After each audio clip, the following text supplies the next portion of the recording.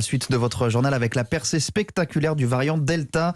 12 500 cas de Covid enregistrés en France ces dernières 24 heures. Une quatrième vague qui a fait changer d'avis la Société française de pédiatrie au sujet de la vaccination des adolescents. Virginie Riva, elle considère désormais que le bénéfice attendu pour ces jeunes dépasse les risques.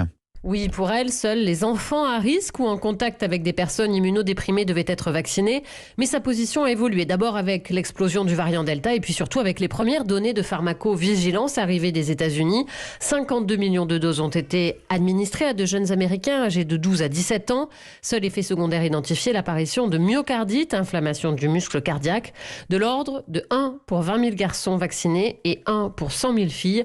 Un risque qui, pour Robert Cohen, président de la Société française de pédiatrie, n'est pas supérieur au bénéfice de la vaccination. Ces myocardites sont des maladies qui conduisent souvent à l'hospitalisation, mais qui n'ont pas eu de gravité propre. C'est-à-dire que tous les adolescents ont guéri dans des délais brefs, sans conséquences secondaires.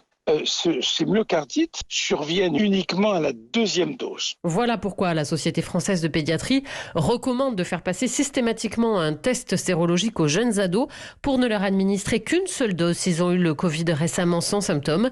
Mais la vaccination, rappelle-t-elle, reste la seule clé pour une rentrée scolaire normale. L'éclairage de Virginie Riva du service Société d'Europe 1.